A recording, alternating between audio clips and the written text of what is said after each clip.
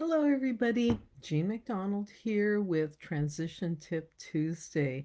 So happy that I'm finding out more of you are listening to these than I expected, and that just warms my heart, and I so appreciate it. I want to first of all start off with mentioning what type of transitions I'm referring to when we talk about transition. And I'm talking about the gamut of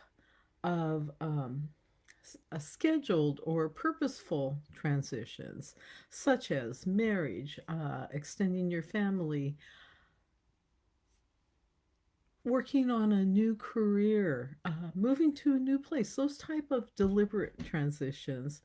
But I also deal with, and the kinds that people often come for coaching are the unexpected transitions, divorce in some cases, losing a job, uh, injury or death in the family, those type of transitions that kind of hit us and we're not prepared to deal with them. So the purpose of these transition tips is to help you um, prepare for transitions, whether they're deliberate or or unexpected.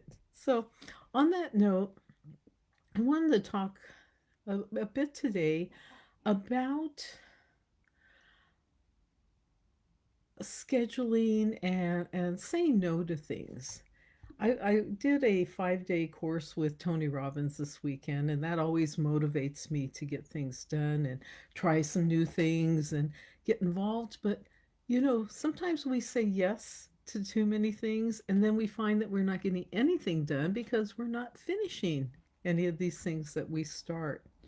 So I made a commitment this weekend that, first of all, by the end of the year, I'm going to finish my book.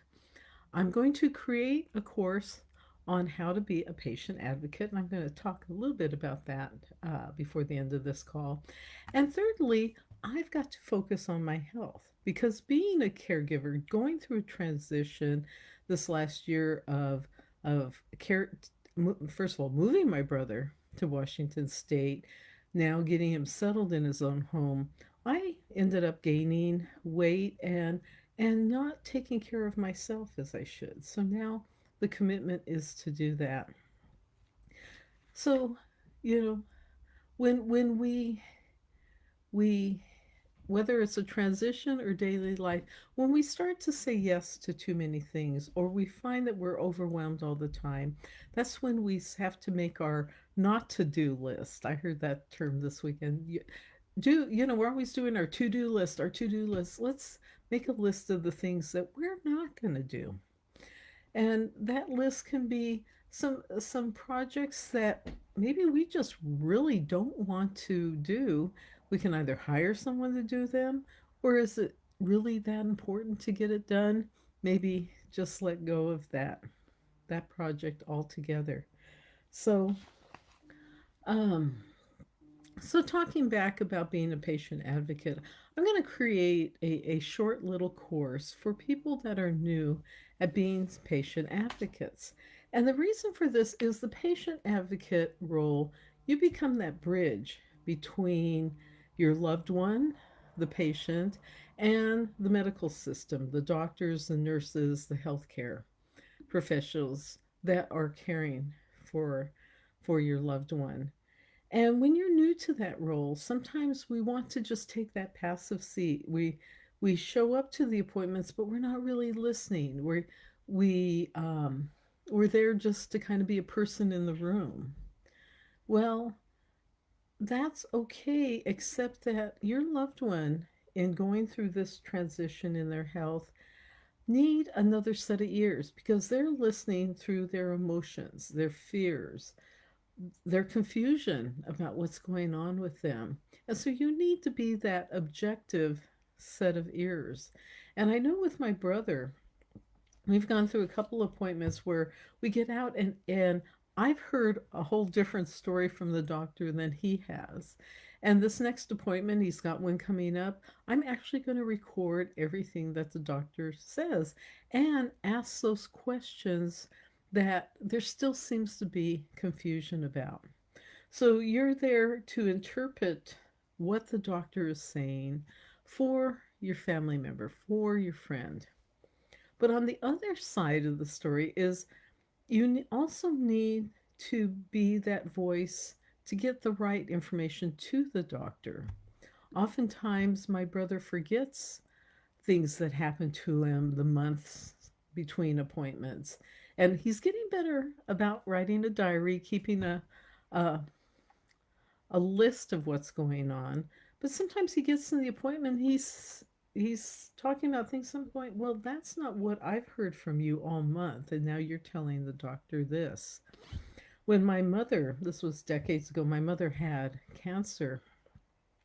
Well, my mother, bless her heart, and she's passed away, but she tended to be a chronic liar, and she was lying, deliberately lying to her doctor about some of her symptoms, how what her medications. She just liked to lie, you know. It's her wheelhouse, and like I said, bless her heart.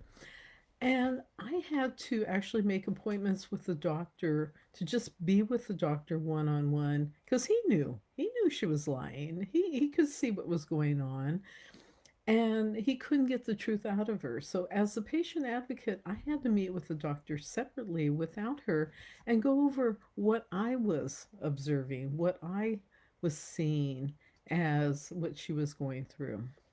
So, anyway, that's the role of patient advocate. And when you're thrown into this role for the first time, I've done it now for my father, my mother, for my late husband, I and now for my brother. So I'm going to take my personal experience as a patient advocate and in turn put it into a small course so that people can access that at all times. So on my to-do list is to get that done, get my book written. It's going to be a caregiver's manual uh, that I'm working on with my friend Karen.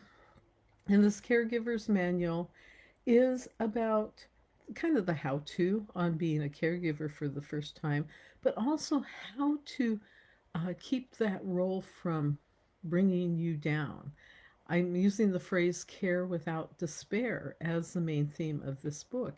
How to lighten up that load because it can, you're doing it out of love, but it can still feel like a burden.